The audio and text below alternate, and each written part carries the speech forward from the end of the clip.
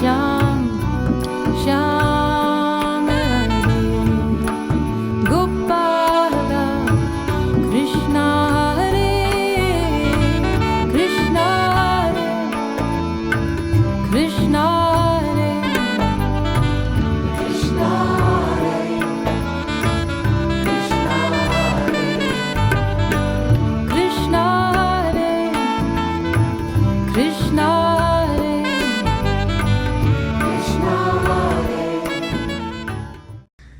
Welcome everybody. This is Yoga 1.0. My name is Lois Nesbitt and I am a yoga teacher and yoga teacher trainer based here in East Hampton and in New York City. And what I'd like to do with this series is offer you basically the hows and whys of yoga. I find there's a lot of confusion out in the world about what yoga is, why there are all these different styles and practices, why we do what we do, what we do. And I just want to share with you things that I wish I learned when I first started practicing, and also things that I now share with the teachers I train, because I really want to raise the bar of people's knowledge of what we're doing with yoga and why we're doing it. I'll be offering 3 different types of segments in the series. We'll have practice sessions here on the mat or in the chair. We'll have sessions where I'm just talking about some of the ideas behind yoga. And we'll have a 3rd type of program where I will be breaking down some of the details of yoga practice, specifically showing you some anatomy and how to practice with smarter, more intelligent practice. So today's a practice session. We're going to be working on a 30-minute practice that you can do at home. I call it an all-body practice. The idea being that you're going to flow through a series of poses. You've probably heard of flow yoga or vinyasa yoga. The idea is that we want to keep the body in a continuous flow, almost like you're moving through water. The breath is also flowing, so a little deeper, more internal level is the flow of the breath. And then even deeper than that is the flow of what we call prana, or energy, through the body. So the yogis said that there were 72,000 energy pathways in the body. And by moving the body in various positions, forward bend, back bend, standing, seated, twisting, we get to access as many of those channels as possible and open them up so there's more flow of energy through the body. My friend Missy, she's going to be helping me today with some demonstrations.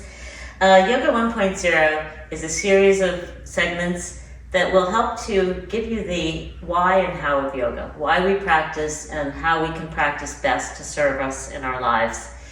And it's information that I wish that I'd had when I started practicing, and it's certainly information that I share with the teachers I train so that we can all together raise the bar of our yoga practice and get more out of it in our lives. So today's today's session is really about the state of your shoulders, your upper body. So a lot of people think yoga is just about stretching.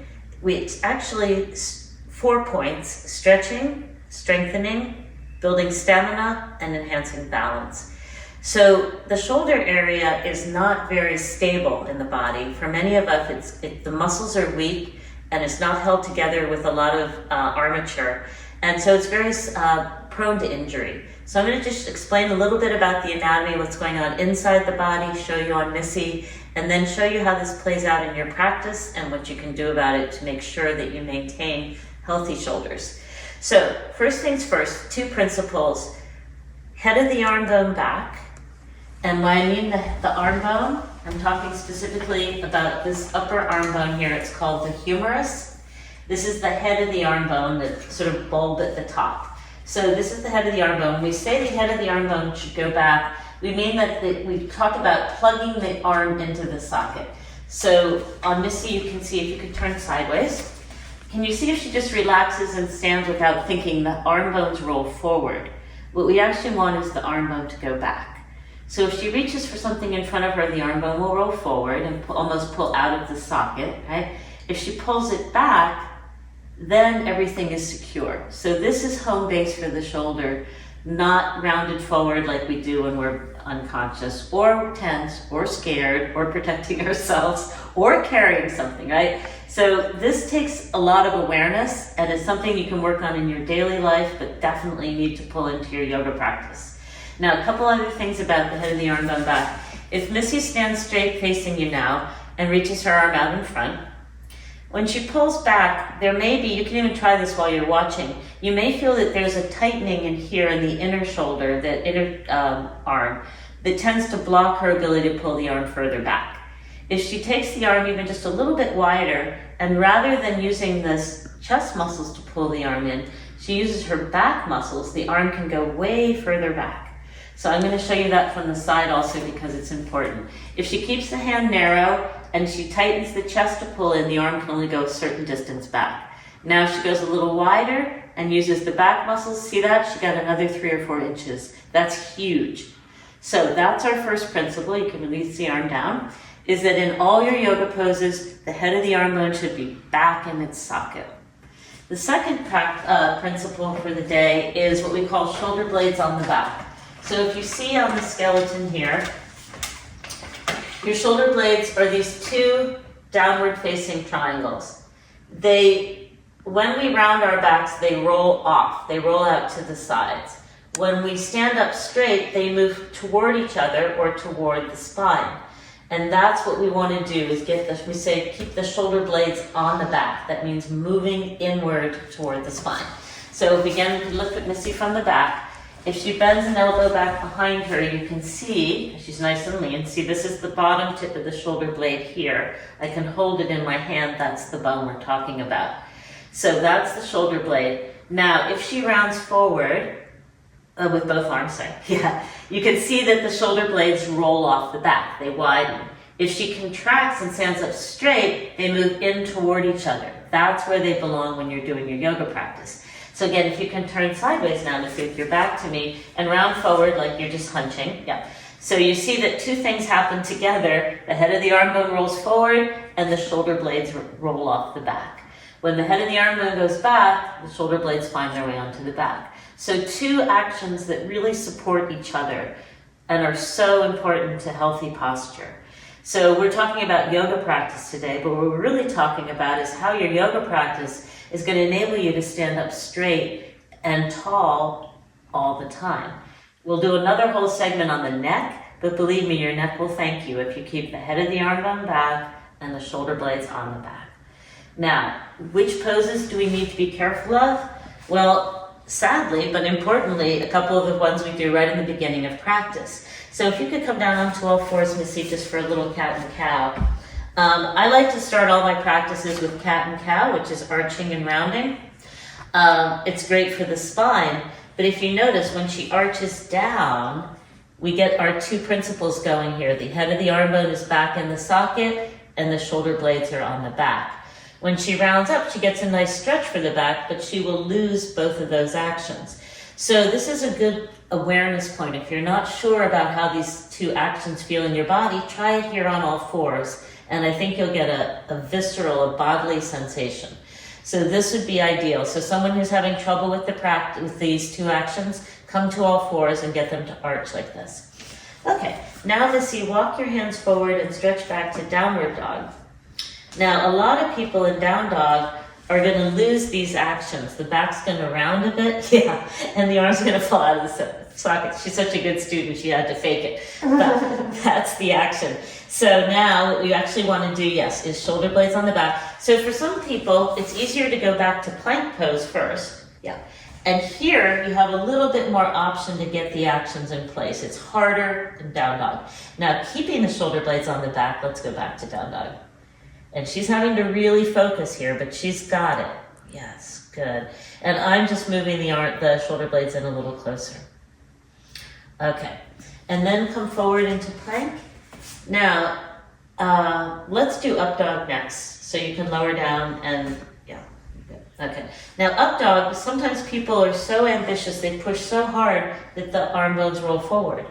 Okay, so I'm going to help her to get the head of the arm bone back and the shoulder blades onto the back. So this takes a lot of strength and stamina and flexibility. You may need to come down onto your knees. You may need to go into cobra, back off the up dog for a while.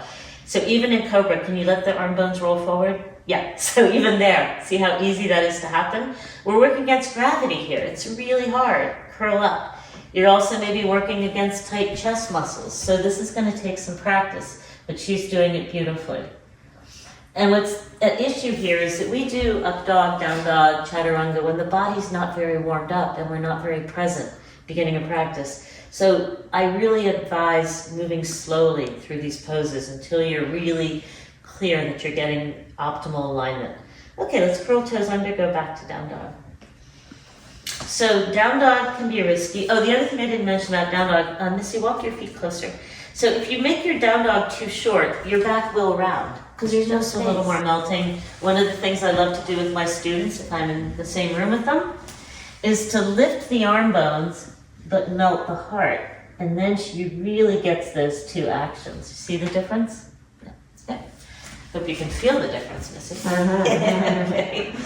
All right, now the last one and the real culprit in these three poses, we did up dog and down dog, is chaturanga. Now, a lot of people whip through this quickly, so just go ahead and do a sloppy chaturanga for me. Yeah, see this? Perfect, okay. I don't want her to hold it too long. Okay, now, if you can, Missy, I'm going to put you up on a block so you don't hurt yourself in this demo. I'm going to let you rest your chest here on the block, so come forward into chaturanga with your upper body supported, wherever you need to place it. No point in demo, I can't get far without my demo girl, so we can't have her be injured.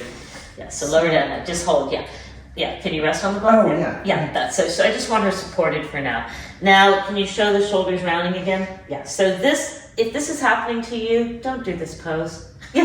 Just bypass it, I'll show you some options. Because this rounding forward is not only tightening the chest muscles more, but it's disengaging this whole arm out of socket. It's everything we don't want, and it's weakening the upper back. So the way she would correct that is to peel the shoulders up away from the floor, yes.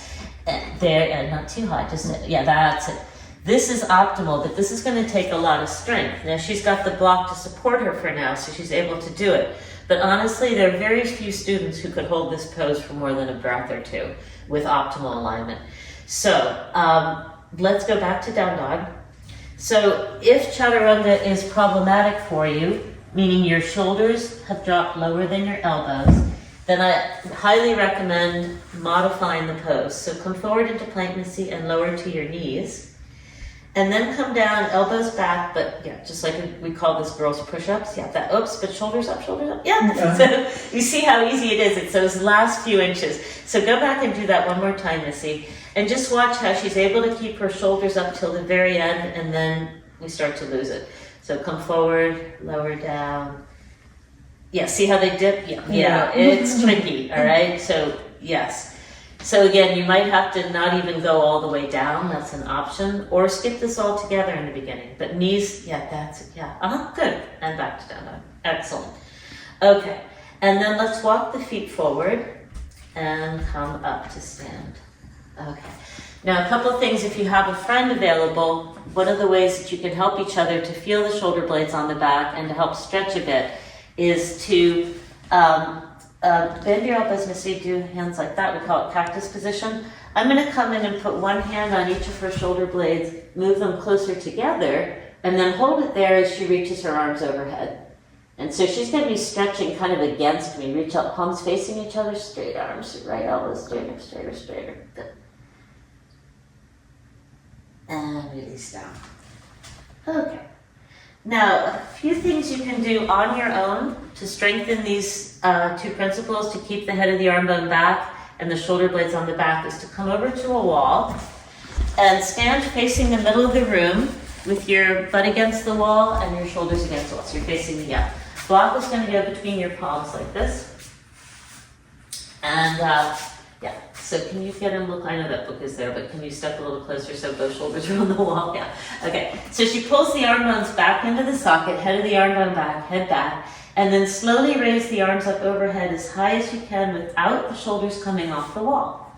Now, if they start to peel off, you stop. The higher you go, the harder it is. Now, she's very strong and very mobile, so she's able to go all the way up. However, you're favoring your right arm a little bit.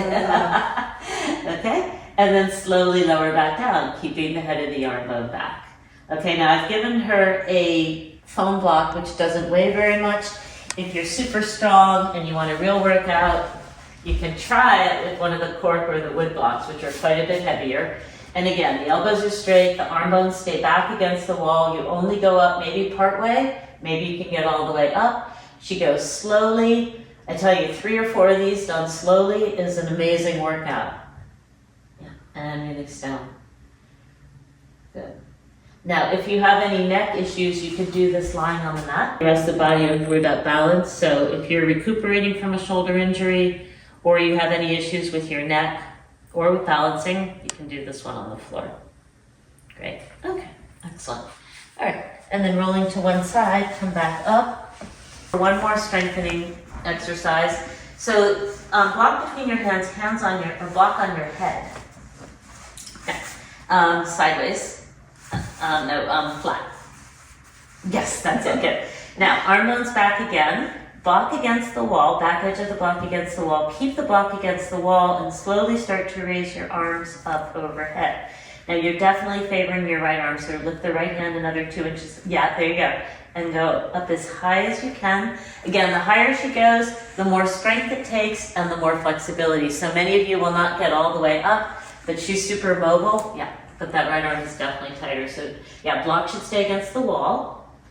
Hold block the edge of the wall. Yes, good. And then slowly back down. Again, you don't have to go all the way up. The whole point is to build the strength. If you are feeling very ambitious or you're a little stronger, you can try a heavier block. If you don't have a block, you can use a shoebox or a book. Yeah, flat on the top. And back against the wall is important. And shoulders back, block back, head back, everything back, and then slowly up. Yep, good. And slowly down. Good. And again, 2 or 3 rounds, 4 rounds, build up over time. If you work at a desk, have any kind of sedentary job, this is your workout. Okay, last thing, just a couple stretches. So turning around to face the wall, one arm length away from the wall, palms on the wall at shoulder height. Yeah. And then, so you can sit a little closer to the wall. And then walk your fingertips up the wall to a downward facing dog at the wall. So you're going to cup the wall with the tips of the fingers and slide your hips back toward the middle of the room and take a stretch. Now, head of the arm bone back means the shoulders don't drop toward the wall. They stay lifted, but the heart softens toward the wall. Yeah. And she's really working this one. This is an amazing stretch. I recommend you do it several times a day. I like to do it on the trains and airplanes. I hold the upper luggage rack and just stretch back. So no moment lost if you're teaching yoga or you're into yoga. If you want a deeper stretch, you can bring your forearms to the wall. You might have to walk in a little closer, but she's flexible enough. Yeah, so this takes it up, even deeper stretch here into the upper arm and shoulder. And then you can transition there. Keep your left arm on the wall, Missy. Lower your right hand down by your side. Walk in closer to the wall so you're standing upright, and then twist to the right until you feel a stretch in your left arm and shoulder.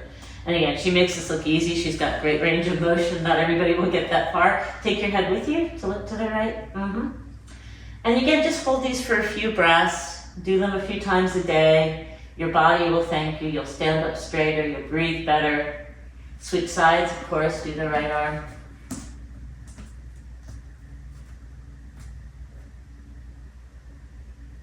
Good. And back to center. Okay. And we have one more. I don't have an ideal corner here for this one, but you would stand with your hands about shoulder width apart. It's like a plank pose in the corner. So one hand would be on one wall and the other would be on the bookcase wall. Yeah, so just place the books. Step, so you're in like a plank pose facing the corner, and then you come forward in a plank until you feel a stretch across your chest. Yeah. So ideally, hands need to be wider apart. You come in as far as you can, and you just breathe into the front of the chest. So a lot of the reason we can't get the head of the arm bone back and the shoulder on the back, shoulder blades on the back, is there's tightness in the front of the chest. So we're just opening that up here with the stretch. And come back out. All right, turn around and face the crowd, Missy. Tell them how it feels. That's right. Yeah. Feel better? Open, yes. Yeah, a little easier. So the greatest place, the pose we do all day, Tadasana, standing, yes, will work much better if you're not succumbing to this head of the arm bone forward, shoulder blades off the back, but making that choice. Thank you, Missy. Hands in prayer. Namaste. Namaste. Thanks again for watching. If you'd like more information about me and my programs, you can visit loisnesbittyoga.com. I also have a YouTube channel with helpful videos, Lois Nesbitt Yoga on YouTube. And of course, the LTV YouTube channel, LTV East Hampton, will have not only my videos, but all of their other programs posted. That way you can watch, enjoy, practice, rinse, repeat. Have fun. Thank you. Sham, Sham Hare Gopala Krishna Hare Krishna Hare Krishna